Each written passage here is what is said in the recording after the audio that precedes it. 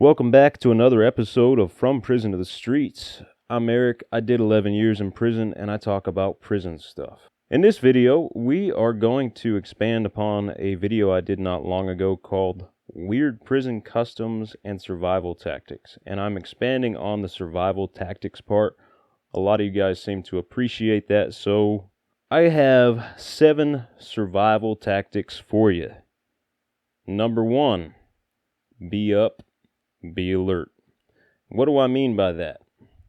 Well, in El Dorado, I'm going to use El Dorado as an example because it's a great example.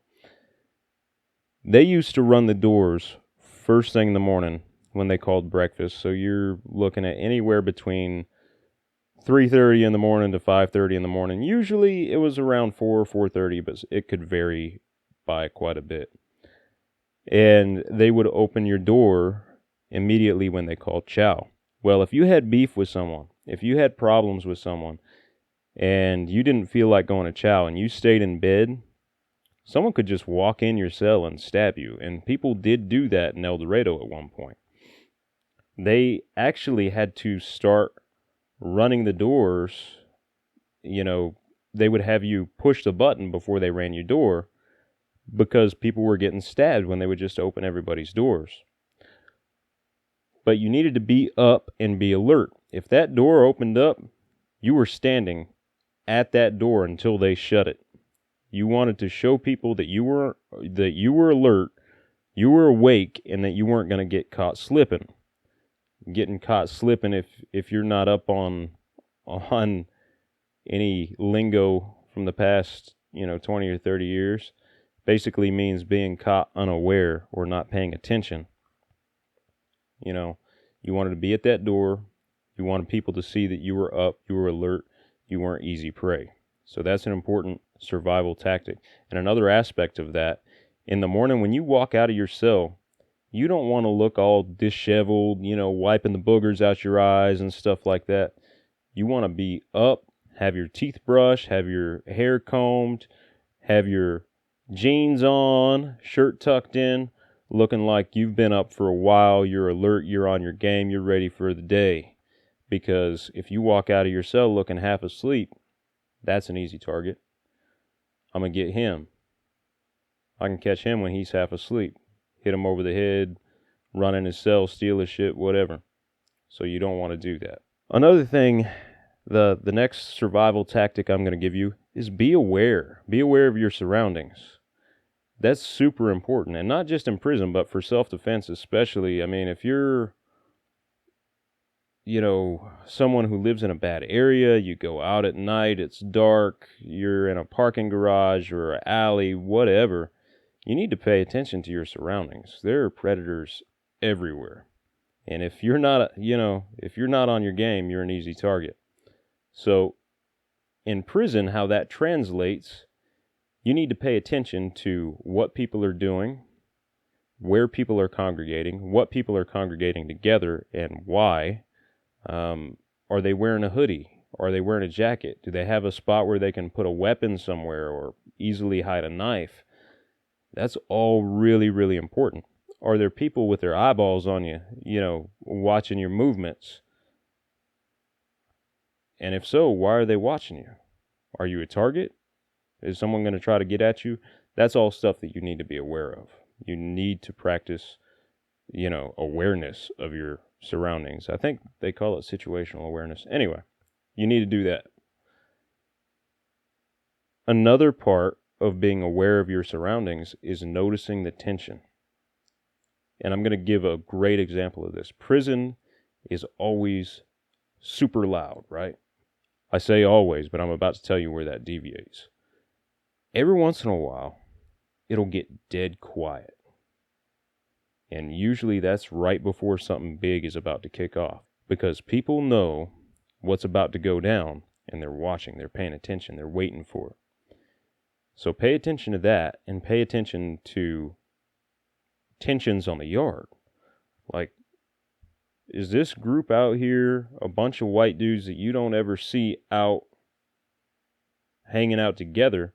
Is there all of a sudden like 15 white dudes on the yard over here and like 20 or 30 GDs over here and, 10 or 15 Serranos over here. What's up? What's going on there? Is there that tension there where people aren't fucking with each other? That's something you got to pay attention to. Next survival tactic. Be quiet, but be firm. Never volunteer information about yourself that isn't necessary for other people to know. If you're a young guy and you're new to the system, people don't need to know that. If, you've got money on your books, people don't need to know that. You start talking about how, oh, I'm a young buck, I'm super tough, I got all this money on my books and blah, blah, blah.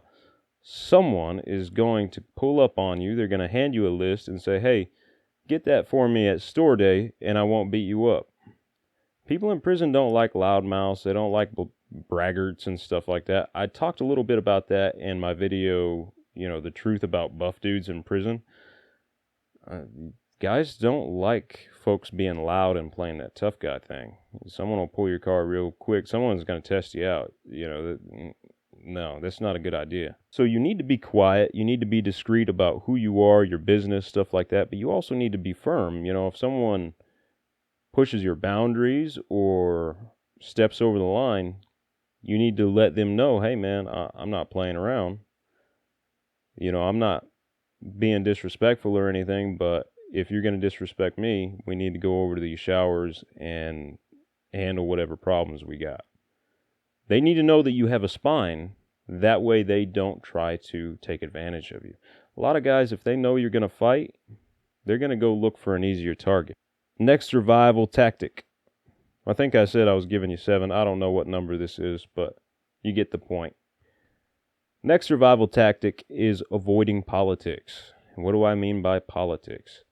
Prison politics is something completely different from politics on the streets. When you're talking politics in prison, you're talking about gangs, groups, the social dynamics of the prison environment. Don't get in gangs because that's going to involve you with a bunch of politics that you don't need. Someone can say, hey, you need to go beat this person up, or hey, you need to go holler at that person. It's a bad deal. If you want to control your time, if you want to be in control of your time, do your time rather than your time doing you, you need to avoid politics. You control your time. You make time what it is. You can't let any other grown man tell you what to do. That ain't happening. And politics are just going to get you hemmed up. If you stay away from politics, you can do your own thing. You can go to school. You can be involved in positive stuff. You can do a lot of great things. But if you're in politics, now you have an obligation to get involved in bullshit. So don't do it. That'll get your head smashed. That'll get you hit with a lock, stabbed, or whatever. On what? Another one that I really like, and I'm pointing right now, see? Well, one of my viewers made the suggestion that I include this in my survival tactics. Don't point at people. Don't point, don't gesture like that. Like if there's people hanging out up on the top run and you want to make a reference to one of those dudes, don't say, oh yeah, so-and-so said, because even if your conversation is good-natured, the dudes on the run don't know that. The dudes in the day room don't know that. They can't hear your conversation if you're speaking in a normal tone, so they just see you pointing at dude. They might think that you're trying to get at them, and if they think that you're trying to get at them, they're probably going to try to get at you first. I actually had that happen to me.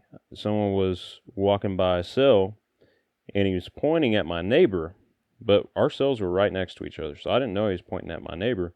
And he said, oh yeah, there goes that motherfucker right there. I thought he was pointing at me. So the next day, when I was out of day room, me and my brother were out there with Shanks, waiting on this dude. We were going to stab him up, but we were waiting for him to come back from work.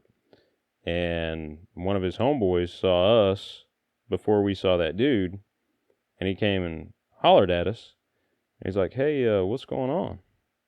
Like, oh, we're getting ready to fuck up this dude, and he's like, what? That's my homeboy. Let me go holler at him and see what's up. So we went and hollered at dude, and he was pointing at my neighbor. So We almost stabbed a dude for no reason. Good reason not to point, right? All right, here's the last one I'm going to give you. Mind your business. You know, if you have two guys sitting at a table with you at chow or something and they're talking about something that doesn't involve you, don't tune into their conversation. Don't comment on their conversation, nothing like that. Don't eavesdrop. Don't interject yourself in matters that don't, include you. It doesn't matter if it's somebody's hustle. Someone could be selling tobacco. They could be selling weed, having stuff brought in. They could have a gambling racket at the tables. They could run a store, whatever. You don't comment on that if it doesn't involve you. That's just something that you don't do. Who someone hangs out with, not your business.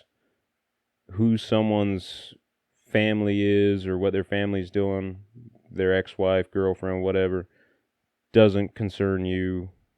Their religious ideology doesn't concern you. Stay out of it. And the reason why you do that, if something goes wrong, you don't want to be labeled a snitch. You don't want to be labeled a rat. And that can happen very easily if a person doesn't know who told on them or who was stirring up shit. It could be you, There could be a guy who gets busted for having tobacco, and he's like, man, who told on me? Well, there was that dude sitting at the table the other day, and I didn't know him, and he was paying a lot of attention to our conversation, and it didn't involve him. I bet he was the one who told. And the next thing you know, you're getting hit over the head with a lock or a pipe or getting stabbed or getting yourself in a fight or someone's giving you a list trying to extort you. Just don't do it. Mind your business. If it doesn't involve you, stay out of it. Anyway, this has been another episode of From Prison to the Streets. I hope you enjoyed it. Thank you for watching. I'm Eric. I will catch y'all later. Break these chains. They can